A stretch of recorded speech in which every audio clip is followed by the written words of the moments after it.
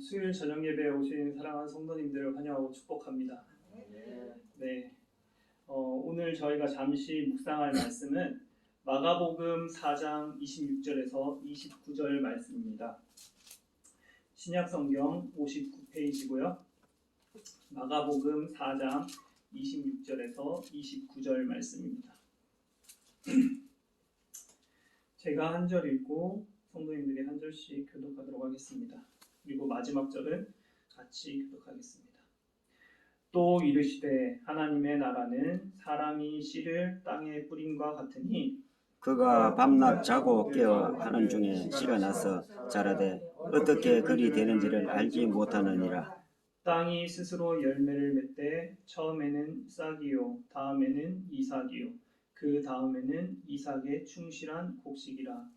열매가 익으면 곧 낫을 열하니 이런 추수 때가 이르렀습니다. 아멘. 네, 오늘 말씀의 제목은 빛 가운데서 알곡으로입니다.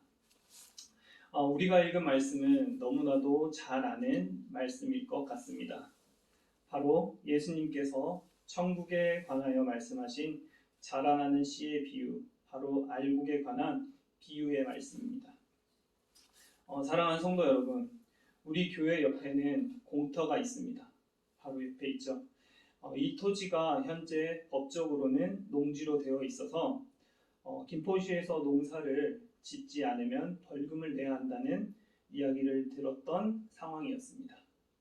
그래서 작년에 컨테이너 창고를 가져다 놓으면서 포크레인으로 땅을 다 갈아엎는 작업을 했고 부랴부랴 어쩔 수 없이 메밀꽃을 한가득 심었었습니다. 저희 모두 다 아는 사실입니다. 그런데 올해는 김덕수 집사님과 김선신 권사님 가정에서 심어놓으신 농작물들을 다 보셨을 것입니다. 그리고 담임 목사님과 및 몇 분의 성도님들께서 꽃도 심으시고 그리고 나무도 심으셔서 너무 아름다운 교회 외관을 만들어진 것을 볼 수 있습니다. 4월 초부터 새싹이 자라 꽃이 피고 농작물 또한 무럭무럭 자라는 것을 볼 수 있는데요. 사람에게 이로운 것들만 자라면 참 좋을 텐데 다 그렇지 않은 것이 현실인 것 같습니다. 농작물이 자라는 것을 방해하는 잡초들도 밤낮 자고 일어나면 훌쩍훌쩍 같이 자라고 있는 것을 보게 됩니다. 이처럼 우리가 보지 못한 그 시간 속에서 하나님께서는 식물들을 빠르게 자라게 하시는 것을 보고 있으면 정말 하나님의 일하심이 위대하고 놀랍다는 고백이 나오지 않을 수 없는 것 같습니다. 오늘 본문 말씀을 살펴보면 하나님께서는 마치 농부이신 것 같은 느낌을 저에게 주시고 계십니다. 혹시 성도님들께서도 느끼고 계시는가요? 제가 말씀을 준비하면서 하나님께서 농부라는 기록이 다른 곳에도 있는지 정말 그분이 농부이신지 아닌지 한번 확인해 보았습니다. 요한복음 15장 1절 말씀을 확인해 보면 나는 참 포도나무요 내 아버지는 농부라 하는 말씀이 기록되어 있습니다. 우리 하나님께서는 농부 되시고 예수님께서는 참 포도나무라는 고백을 주님께서 하십니다. 오늘 본문 말씀을 하나님께서 농부 되시는 것을 확신하며 믿음으로 말씀을 읽는다면 우리는 하나님께서 밭에 심으신 씨앗일 것입니다. 우리에게 농부 되시는 하나님께서 예수님을 통하여 마귀에게 속한 세상 밭을 십자가에서 못 박혀 돌아가심으로 그분의 순결한 핏값으로 세상에 속해 있던 악한 어둠의 밭을 사셨습니다. 그 이유는 곧 우리 모든 인류의 죄값을 지불하시기 위함이었습니다. 예수님께서 십자가에서 대속을 이루심으로 모든 인류는 합법적으로 하나님의 소유가 되었습니다. 그러나 하나님께서는 우리에게 선택할 수 있는 자유의지를 주셨기에 각각 사람마다 자신의 하나님의 소유가 되었다는 사실을 인정하는 자 안에서 베드로전서 1장 23절의 말씀처럼 썩어질 씨가 아닌 생명의 씨, 하나님의 말씀으로 우리를 거듭난 자로 살아갈 수 있도록 해 주신 것입니다. 거듭난 자로서 살아가는 저와 우리 모두 되기를 소망합니다. 아멘. 하나님께서는 농부라고 말씀하셨는데 그럼 농부가 하는 일은 무엇입니까? 저도 나름 시골에서 자라고 어릴 때 할머니를 도와 일하시는 아버지와 삼촌의 모내기 하시는 모습과 모가 어느 정도 자라고 농약을 치는 모습, 그리고 추수 시기에 맞춰 타작하는 모습, 별을 해 뜰 때부터 해 질 때까지 말리는 모습을 보면서 유년 시기를 보냈습니다. 그 당시 모내기를 할 때 옆에서 어른들의 모습을 보면서 재밌어 보이길래 같이 모를 한 줌씩 심기도 했습니다. 지금 생각해보면 그때 거머리들도 참 많았던 것 같습니다. 이처럼 농부는 그 시기마다 때에 맞춰 일하는 자가 농부입니다. 이렇게 농사일을 말씀에 빗대어 본다면 거듭남 가운데 있는 우리를 하나님께서는 신명기 11장 14절 말씀에서 우리의 마음밭에 심겨진 싹에다가 매일매일 이른 비와 늦은 비를 주신다고 하십니다. 또한 하나님께서는 우리로 열매로서 자라가게 하신다고 고린도전서 3장 6절로 바울과 아볼로를 통하여서 우리로 깨닫게 하고 계십니다.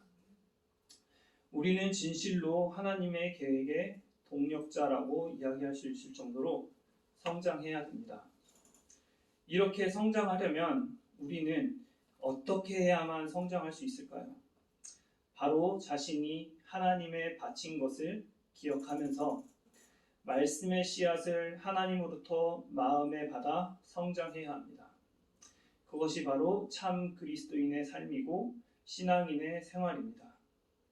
사도행전이 기록되어졌던 당시의 베레아 교회를 보면 그 교회의 말씀에 대한 성도들의 태도와 마음과 행동이 어떠했는지를 알 수 있습니다. 사도행전 17장 11절입니다.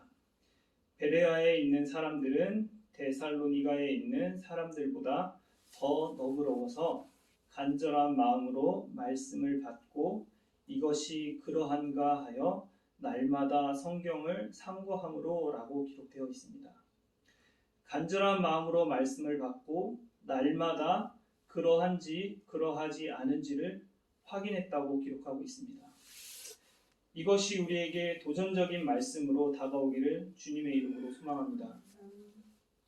우리가 하나님의 도구로서 하나님의 일을 나타내 보여야 하는 자들이라면 에베소서 4장 13절에 우리가 다 하나님의 아들을 믿는 것과 아는 일에 하나가 되어 온전한 사람을 이루어 그리스도의 장성한 분량이 충만한 데까지 이르리니라는 이 말씀처럼 우리는 하나님의 말씀을 날마다 깨달아가는 지혜 가운데 장성한 분량까지 자라나는 것이 필요합니다.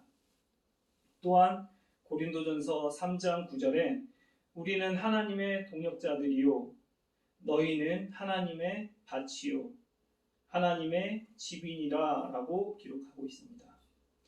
말씀을 사모하고 말씀의 목마름이 우리에게 있다면 우리의 모습이 어떠한지 날마다 점검할 수 있는 저와 여러분들이 되기를 소망합니다.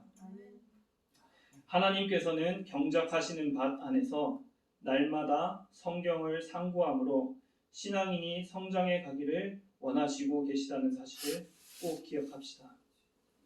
그리고 또한 로마서 12장 2절 킹제임스 성경에 보면은 너희는 이 세상과 일치하지 말고 너희 마음을 새롭게 함으로써 변화를 받아 하나님의 선하시고 기뻐하시고 완전하신 뜻이 무엇인지 입증하도록 하라 라고 말씀합니다. 주님은 우리의 인생을 순종의 제물로 드리면서 우리의 속사람이 날마다 새롭게 변화를 받으라고 하십니다. 또한 하나님의 선하시고 기뻐하시고 완전하신 뜻이 무엇인지 입증하라 라고 요구하고 계십니다. 그것이 곧 거듭난 인생이고 하나님의 일꾼으로 우리의 아바 아버지께서 원하시는 알곡된 삶이 아닐까라고 생각합니다.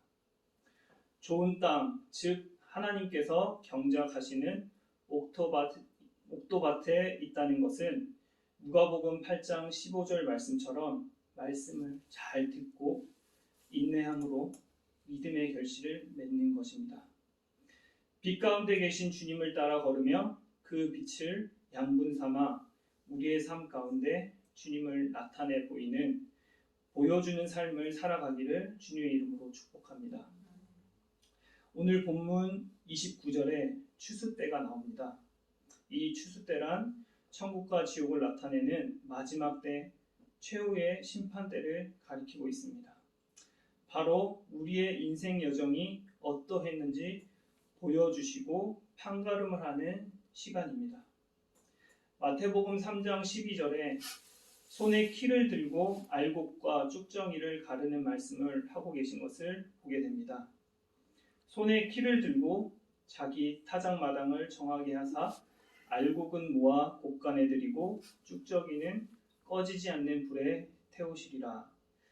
마지막 날에 우리는 타작마당에서 알곡으로서 곡간에 들어가야만 하는 하나님의 사람이 되어야 한다는 간절함을 가지고 날마다 소가 여물을 먹을 때 되새김질 하듯이 우리의 신앙을 성경으로 점검하고 하나님의 말씀을 항상 되새기며 하나님의 자녀로서의 삶을 살아가기를 소망합니다. 아멘. 본문 28절 말씀이 오늘 키포인트 말씀입니다. 땅이 스스로 열매를 맺되 처음에는 싹이요 다음에는 이삭이요 그 다음에는 이삭의 충실한 곡식이라. 아멘. 무엇을 하셨든지 주님 앞에서 가장 충성된 삶을 살아오셨고 앞으로도 그 믿음 변치 않고 쭉 그 길을 걸어가실 사랑하는 성도님들을 주님의 이름으로 다시 한번 축복합니다. 네, 기도하겠습니다.